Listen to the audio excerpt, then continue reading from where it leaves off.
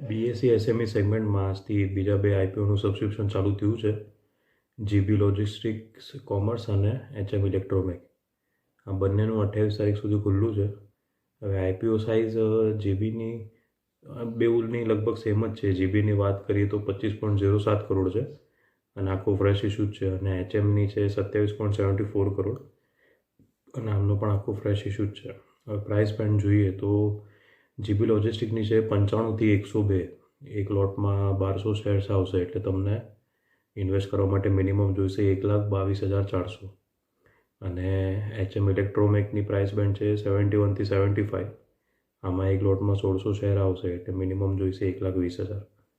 હવે કઈ કંપની શું કરે છે એ જોઈએ તો જીબી લોજિસ્ટિક્સ કોમર્સ એટલે નામ પરથી તમે સમજી ગયા છો. આમનો લોજિસ્ટિકનો બિઝનેસ છે. ટ્રકનું બધું લોડિંગ આ તે ફૂલ્લી બધી સર્વિસ, ટ્રકલોડ ફ્રેટ સર્વિસ પૂરી પાડે છે. અને આમના છે ને બે બિઝનેસ છે, લોજિસ્ટિકનું તો છે અને બીજું એગ્રીકલ્ચર કોમોડિટીનો બી છે.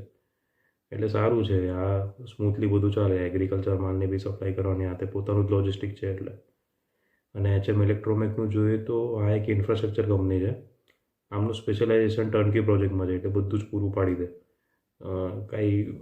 અને એમની જે સ્પેશિયલાઇઝેશન છે એ છે તે પમ્પિંગ મશીનરીનું બી છે. એની છે તે સપ્લાય કરે છે, ઇન્સ્ટોલેશન ટેસ્ટિંગ બધું કરે, મેન્ટેનન્સ સર્વિસ પણ પૂરી પાડે છે. ઇન્ડિયન રેલવેઝ માટે મુખ્યત્વે અને મ્યુનિસિપલ કોર્પોરેશન માટે ઇલેક્ટ્રિફિકેશનના પ્રોજેક્ટ એમણે કર્યા છે.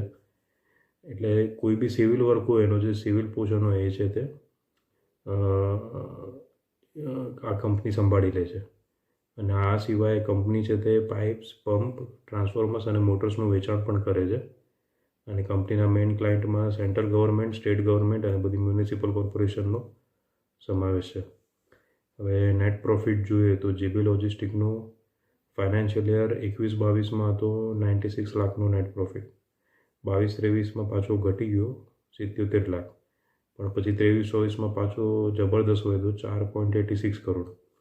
અને કરંટ ફાઇનાન્શિયલ યરના સપ્ટેમ્બર એન્ડ સુધીમાં, એટલે એપ્રિલ મહિનાથી સપ્ટેમ્બર સુધીમાં 2.53 કરોડનો પ્રોફિટ છે.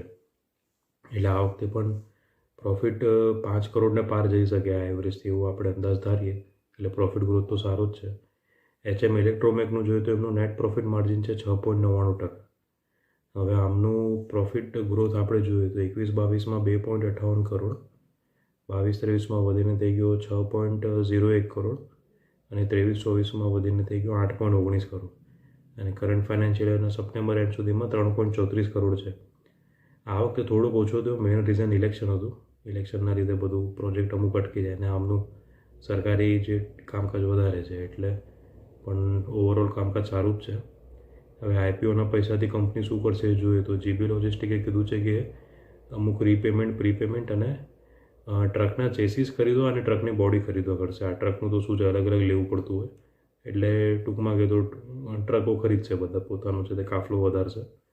અને એચએમ ઇલેક્ટ્રોમેકનું જોઈએ તો એમણે એવું કીધું છે કે કંઈ ખાસ ડિટેલ નથી કીધું, એટલું જ કીધું છે કે મૂડી ખર્ચ માટે કરશે. હવે જોઈએ કયા આઈપીઓને પ્રાયોરિટી આપવી, તો આમ તો બંને જ સારા છે.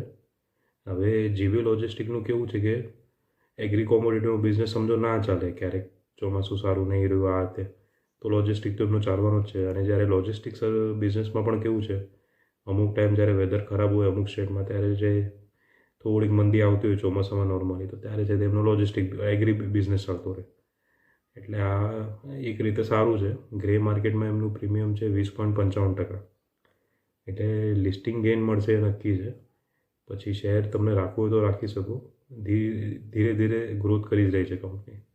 અને એચએમ ઇલેક્ટ્રોમેકનું જોઈએ તો આમની જે ઓર્ડર બુક છે એ સપ્ટેમ્બર એન્ડ સુધીમાં 183 કરોડના લેવલે તો પહોંચી જ ગઈ છે. એટલે કંપની છે તે ગ્રોથ કરી રહી છે, સારું જ છે. ઓવરઓલ કામકાજ બી સારું છે. એટલે આમાં તો શું, મીડિયમથી લોંગ ટર્મ માટે તમે ઇન્વેસ્ટ કરી શકો.